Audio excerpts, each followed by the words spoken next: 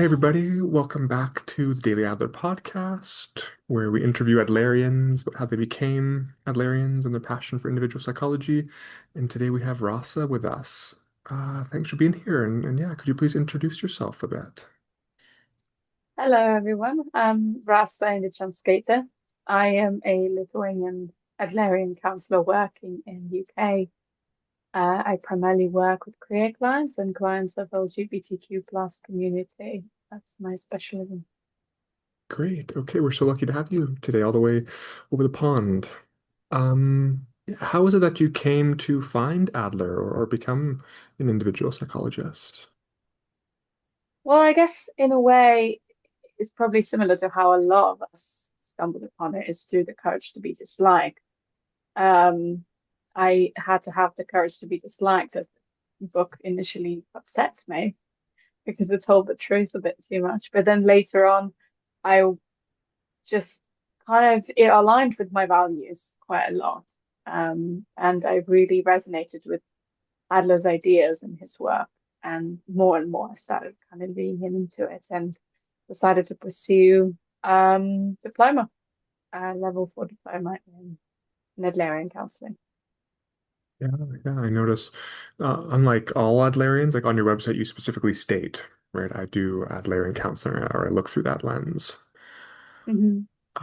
Okay, and when you reached out to us, you said you have a specific interest or passion around the idea of masculine protest and thinking about gender from Adlerian lens. Let us into a bit of that. Why is that something that piques your interest? Well, I guess partly because it's a topic that's not really talked about much, and Hmm. I think people frequently misunderstand it because it's in the name, masculine protest. Why are we protesting masculinity, or are we protesting with masculinity? I've also become quite interested in feminist work, and so as I started working with queer clients, I started understanding and researching more and more about the impact that we have when it comes to understanding our gender. So that can be for clients that are transgender, but that also applies for everyone, including myself, which is I am also a cisgender woman. So I became quite interested in that topic. And the more I sort of dug into it, the more I realized that Adler was greatly misunderstood. He was actually very much on my side and the side of all women. And he was, at the moment, I'm reading um, a book about sex and gender, and how he talks about how women femininity was kind of seen as inherently inferior, and that he very much did not agree with that, and poses quite a lot of very good arguments about that. But at the same time, I also never wanted to work towards women good, men bad, more from like equality perspective. So understanding how masculine protest can affect both men and women in general, not just women. Was there a time in your Rasa, life where you deployed masculine protest? Oh yeah, very much so, very much so. Very much did not want to be anything related to femininity throughout my childhood and my teenage years, especially. Very much pushed away the idea of pink. The idea of anything feminine to me was inferior, much like Adler thought, inferior, not good enough. I pursued um, topics, ideas, specialties, everything that would be away from femininity and towards what I would be considered masculine. So I work in science, so that was more kind of, I pushed away the humanitarian aspect and towards science, towards research. And then as I started to kind of accept myself a little bit and understand myself and my value as a woman, I realized that there's nothing wrong with femininity or masculinity. It's just that it's about the power imbalance, which is what masculine protest is about. It's about the power imbalance that Mhm. exists within the genders, and that people perceive something as masculine, therefore better, and feminine, therefore worse. Hence the name masculine protest. Yeah, Rasa, was this the book you're talking about? Call Those Three Yes, Sexes? Okay. Yeah, I thought that yes, It's was a what you're good talking yes. about. book. Yeah. Yeah. I haven't read that book yet. I've got it on my reading list. You would recommend it? Very much so, very much so. And he's actually, unknowingly, Adler introduced me to a new feminist I've never heard about. I forgot his name, but he wrote about women and socialism, and that was really interesting. So that's kind of like turned into like a little bit of a rabbit hole for me, as I'm going through it. There are some topics in that book that are a little bit uncomfortable for me as a queer therapist, considering that Adler considered homosexuality as delinquency and lacking social interest. So that's something that we also have to own as Adlerians. Yeah. But we do often talk about it with colleagues that perhaps Adler wouldn't have thought that if he lived in 21st century. Well, and I was reading, and I think it was Hoffman, that he was consulted by a social worker about, and it was in Vienna, about a person who was homosexual, and it seemed to bother the social worker quite a bit. She was consulting Adler, and my understanding, Adler asked her, "Is he seem to be troubled by it?" And she said no, and he said, "Well, we should leave him alone then." And so Mm. I think you're right. He probably would have gone a little bit further than what traditional psychodynamic was teaching at the time. Yeah. Okay, and Rasa, is there any way that you bring like this perspective into your clinical work? Especially working with gender diverse folks, like, is there any way to take this from the book or from the world of ideas into a clinical practice? Yeah, absolutely. So I have some trans clients, I have cisgender clients. I think in particular, I do often think about that, how it affects male clients, because it does affect females, but I think that because of like the new, well, not that new, but because of the feminist movement, women are very empowered, and there's a lot of conversation about what it is to be a woman and how what kind of qualities they have. And I think that men are sort of feeling a bit left behind.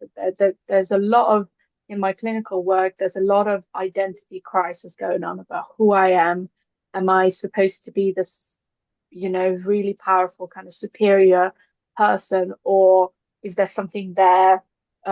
There's about a lot about pushing away vulnerability and wanting to be kind of very strong and not disclose that to anyone. And there's a lot of loneliness, I think, is there's like a Mm, male mental health crisis that exists. And I really mm, hear that a mhm, lot in my clinical work. So I'm working with masculine protests, particularly when challenging that pushing away vulnerability and kind of moving towards softness, not necessarily as something that's inferior or worse or not good enough, but rather that is a strength because it helps us connect to each other. And without mm, that strength, we would not be able to connect. And I noticed that clients that are pushing away that vulnerability are really struggling with connection, so with mhm, social interest. mm, mm, mm, Makes total sense. mhm. What would you suggest to a man or a woman who is experiencing the sort of push to um, deploy masculine protest? Mm. I think I would probably try to explore where that is coming from for them. So what are they trying to protect? Is there something that they want Mhm, to mhm, protect? Is there something that they want to avoid?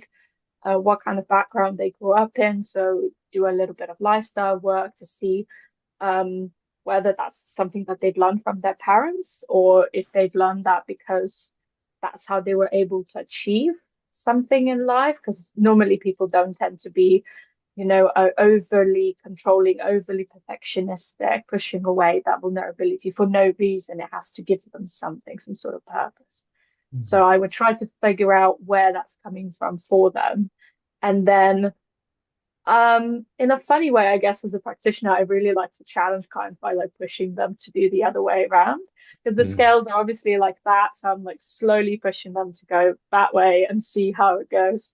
There's a lot of playing around with different ideas and just kind of accepting that that's how it was. We don't need to live like that anymore.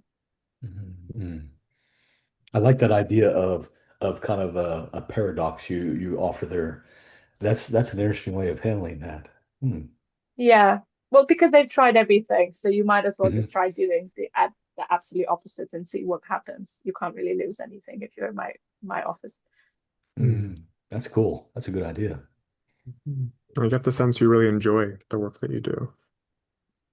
Yeah, I'm still quite fresh, so I've only started last year. I've only qualified last year, but I'm trying to be quite balanced with the way I accept work and take on work so that I would still enjoy it and be able to learn.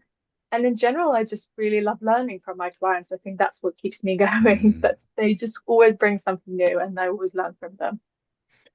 I think that's a unique thing, Rasa, for Adlerians, because we kind of see our clients kind of like friends, kind of, and we learn from them as almost as much or maybe more than they learn from us. Like it seems like it seems like every client that I've seen, there's a little piece of them in me that's changed me just Mm. slightly. And that seems to me that Adlerians pick up on that more than other theories. Yeah, that's true. I think that what I've been taught, I don't know how it works across different cultures, so in Canada and America, but I think the way I've been taught in UK is that congruence, I think, is incredibly important. And hence Hmm. why I've called my private practice authentic story counseling. So authenticity is at the forefront for me. I'm authentic, and I Hmm. kind of hope that my clients are authentic through that. And that's how I believe that social interest develops. Only when we are our true selves, we can actually Hmm. develop that social interest without any masks or pretending. Hmm. Yes. Encouraging. Mhm. All right, Shay, you want us to we can do some digging here?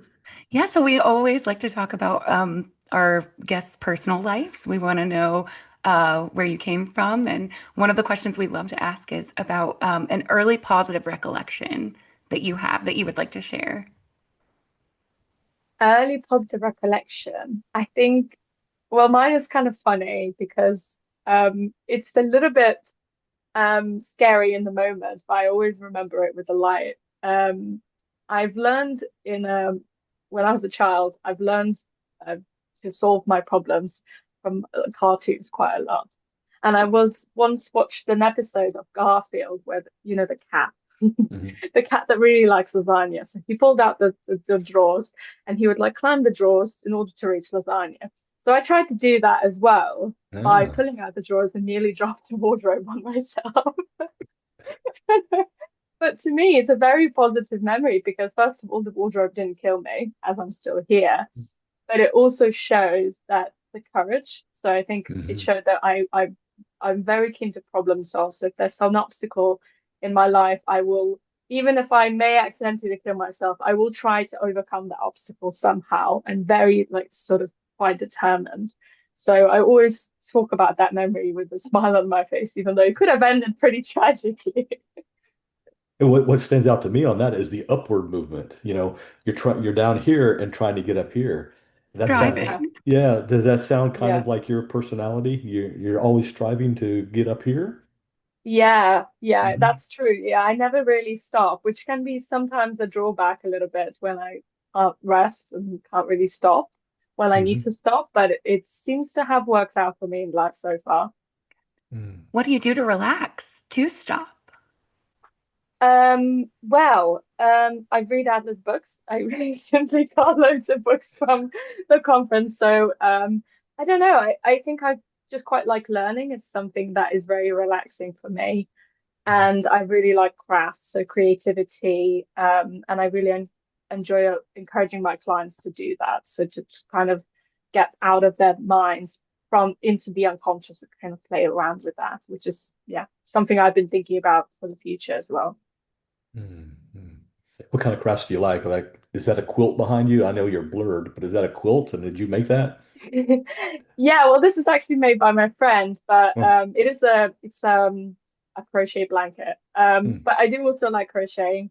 I enjoy sort of anything really, like drawing or crocheting or plants or gardening, something that would actually help me create something. Um, Mm. and I have a never-ending collection. Like I'm blurred out so that my shame would be blurred out because I have a never-ending collection of different crafts of life that I can't seem to get through. I always pick up a new hobby. Mm. Mm. Yeah. Now, I'm going to jump in for Shay here. You're from Lithuania, and so how does Adler doing in Lithuania? Is his theory spreading, or what's it like doing in Lithuania? Well, I know you're not in Lithuania now, but what's it like in Lithuania with Adler right now? Well, they do have an institute there. I Hmm. have not had a chance to actually connect to them, ironically, considering I'm Lithuanian, but I do have plans to reach out.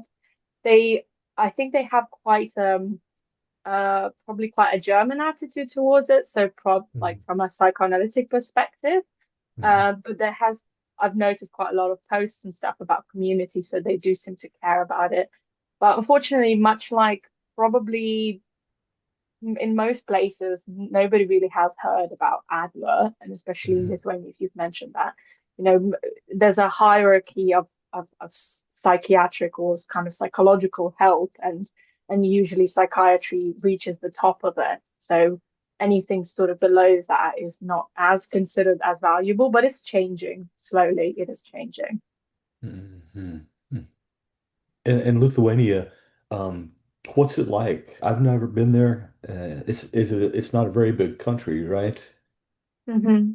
And Yeah, it's quite Mhm. small, quite flat. Flat. Yeah. Not many people. And what is Lithuania known for? Basketball players, Oh. uh, basketball players, and they used to be the strongest man on earth was Lithuanian. Mm, We also have a very famous tennis player.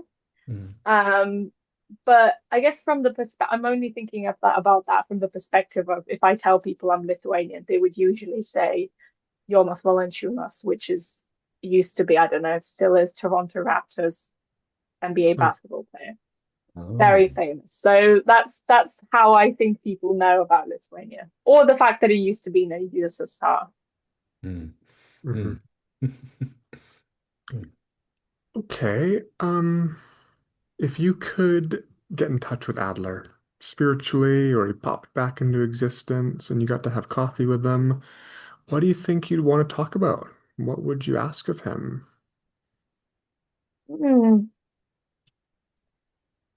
I think what always kind of tickled my interest is whether he actually cares whether anybody mentions his name or whether he Mm. cares that his ideas are still alive.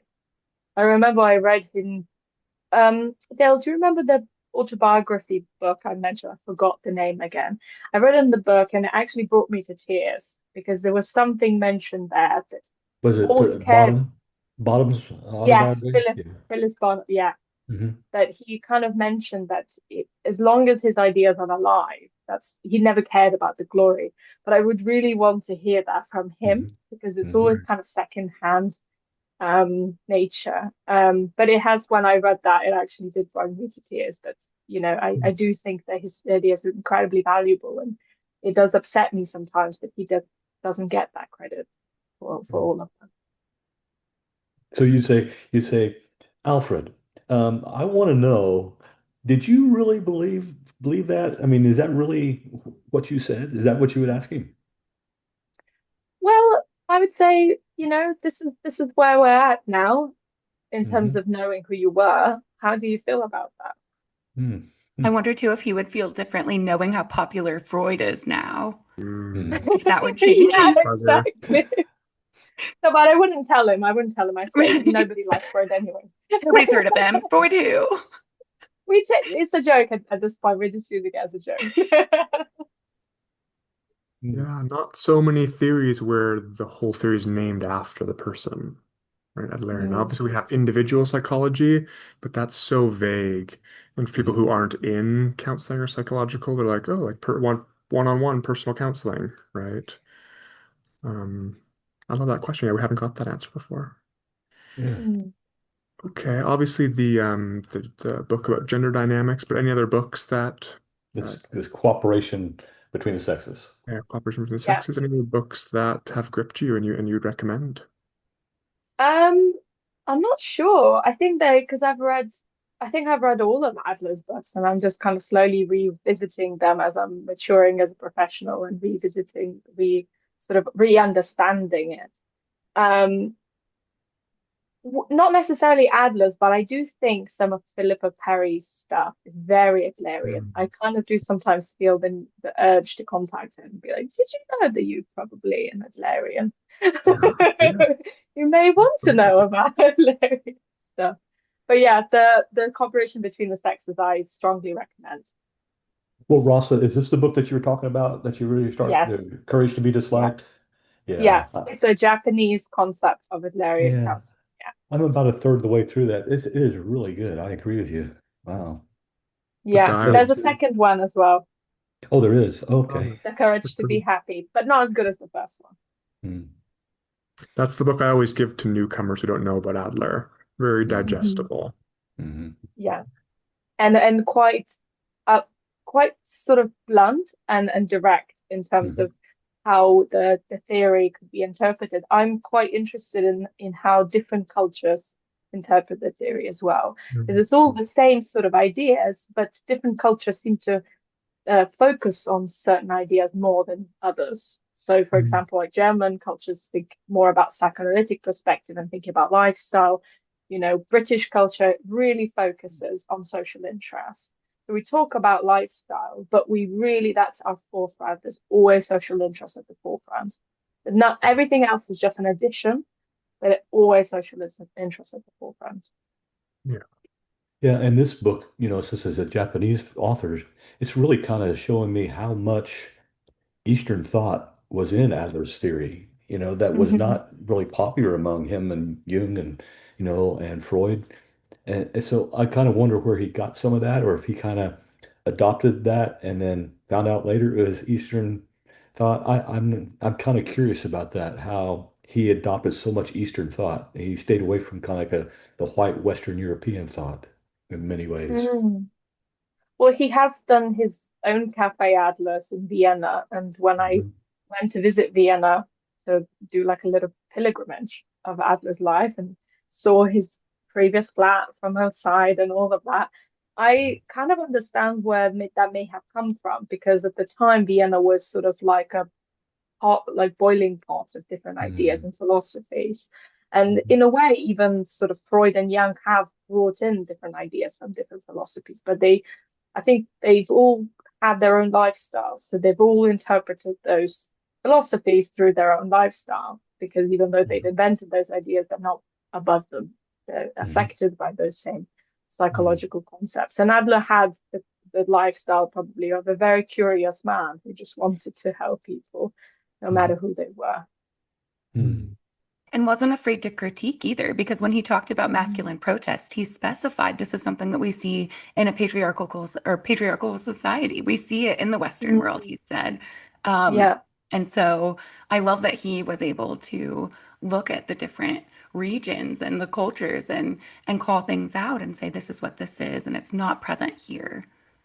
yeah, that's what he sort of talks about incorporation of sexes, that, and even referring to the book of that feminism, like it was late 19th century, I think 1879 that book was written. So there was already a lot of conversation about how different cultures were growing in the gender perspective, and Adler clearly had a lot of awareness of the fact that Western doesn't mean equals human. That just means one idea of a human, and there's loads of different ideas. And he does talk about that in the book a little bit as well. The different cultures had like very different ideas about gender. Mm. I'm excited to read it. Yeah, strongly recommend. Yeah. And so, Rasa, you mentioned your website. Where can people find you if they want to talk more about this, or seek your counseling services, or invite you on another podcast? So my website is called Authentic Story Counseling with double L. Is this British? Yeah. .co.uk. Okay. Epic story Awesome. counseling with two L's. Two Yes, L's. because We I do know the same in Americans Canada. write it with one L. Yeah, Canada, we're still two L's, so I'm with Yay. you.